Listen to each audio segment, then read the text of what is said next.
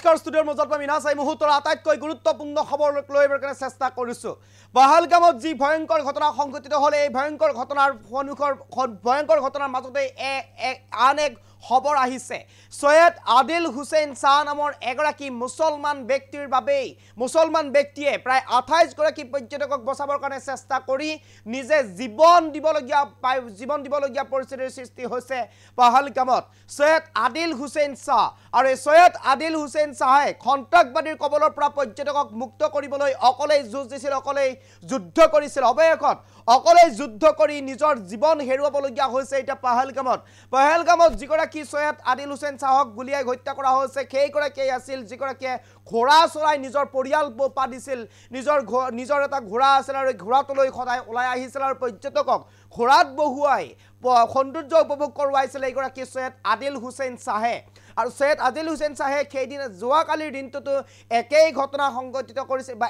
একেদৰেই নিজৰ ঘোঁৰাটোলৈ ওলাই আহিছিল আৰু পৰ্যটকক সৌন্দৰ্য উপভোগ কৰাবলৈ চেষ্টা কৰিছিল সেই সময়তে সন্ত্ৰাসবাদীয়ে ভয়ংকৰ আক্ৰমণ কৰিছিল আৰু সেই সন্ত্ৰাসবাদীৰ বিৰুদ্ধে যুঁজ দিবলৈ চেষ্টা অব্যাহত ৰাখিছিল যুঁজ দিবলৈ চেষ্টা কৰিছিল আৰু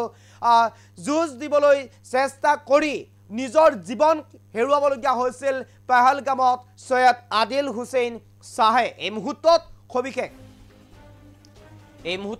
লৈ কাৰণে চেষ্টা কৰিছে পহলগামত সন্ত্ৰাসবাদীৰ বিৰুদ্ধে অকলে যুঁজ দি মৃত্যুক আঁকোৱালি ল'লে আদিল হুছেইনে সন্ত্ৰাসবাদীৰ সন্মুখীন হোৱা পৰ্যটকক বচাবলৈ যুঁজ দিছিল অকলে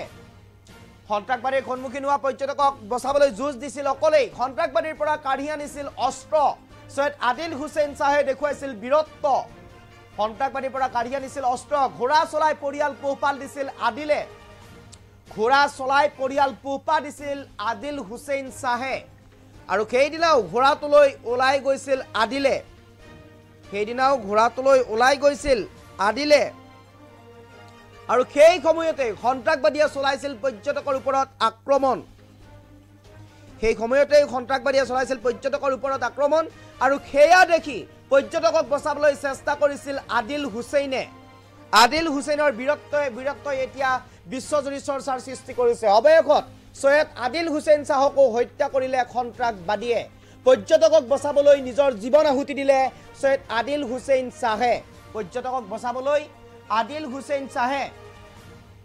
হুছেইন শাহে ইতিমধ্যে নিজৰ জীৱন এইগৰাকী হৈছে আদিল হুছেইন শাহ সৈয়দ আদিল হুছেইন শাহৰ মাতৃ আৰু পিতৃ ইতিমধ্যে কান্দোনত ভাগি পৰিছে সৈয়দ আদিল হুছেইন শাহে নিজৰ জীৱনত তুচ্ছ জ্ঞান কৰি পৰ্যটকক বচাবৰ বাবে পৰ্যটকক ৰক্ষণাবেক্ষণ দিবৰ বাবে অস্ত্ৰৰ সৈতে যুদ্ধ কৰিছিল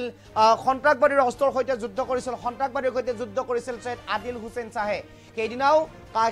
সেইদিনাও নিজৰ ঘোঁৰাটোলৈ ওলাই আহিছিল সৈয়দ আদিল হুছেইন শাহে যিহেতুকে ঘোঁৰা চলাই পৰিয়াল পোহপাল দিছিল ঘোঁৰাত বহুৱাই পৰ্যটকক দেখুৱাইছিল সৌন্দৰ্য কাশ্মীৰৰ আৰু সেই সৌন্দৰ্য দেখুওৱা আদিল হুছেইন শাহৰ সন্মুখত আহি পৰিছিল বৃহৎ প্ৰত্যাহ্বান আহি পৰিছিল এনেধৰণে কিয়নো সেইদিনা যেতিয়া ঘোঁৰাটোলৈ ওলাই গৈছিল সেই সময়তে সন্ত্ৰাসবাদীয়ে অনাকাংক্ষিতভাৱে চলাই গৈছিল আক্ৰমণ আৰু অনাকাংক্ষিতভাৱে আক্ৰমণ চলাই যোৱাৰ সময়তে সেই আক্ৰমণৰ পৰা বচাবলৈ চেষ্টা কৰিছিল অস্ত্ৰৰ সৈতে যুদ্ধ কৰিছিল খালী হাতে সৈয়দ আদিল হুছেইন শাহে আৰু সন্ত্ৰাসবাদীৰ সৈতে যুদ্ধ কৰিছিল আৰু তাৰ পিছতে সন্ত্ৰাসবাদীয়ে গুলিয়াই হত্যা কৰিছিল সৈয়দ আদিল হুছেইন শাহকো আৰু তাৰ পিছত এক প্ৰকাৰ যেন এতিয়া এই খবৰে সমগ্ৰ বিশ্বজুৰি চৰ্চাৰ সৃষ্টি কৰিছে পিতৃয়ে মাতৃয়ে ফোন কৰিছিল প্ৰথম অৱস্থাত কাশ্মীৰত যেতিয়া সংঘৰ্ষৰ সৃষ্টি হোৱাৰ খবৰ পাইছিল পহলগামত যেতিয়া সংঘৰ্ষৰ সৃষ্টি হৈছিল তেতিয়া খবৰ পাই লগে লগে পিতৃ মাতৃয়ে ফোন কৰিছিল আদিল হুছেইন শাহক কিন্তু আদিল হুছেইন শাহৰ মোবাইলটো অফ হৈ আছিল মোবাইলটো অফ হৈ থকা দেখি চিন্তিত হৈ পৰিছিল সৈয়দ আদিল হুছেইন শাহৰ পিতৃ মাতৃ আৰু তাৰ 1-1.5 ঘণ্টামান পিছত পুনৰ ফোন লগাইছিল সৈয়দ আদিল হুছেইন শাহক আৰু আদিল হুছেইন শাহক ফোন কৰি ফোনটো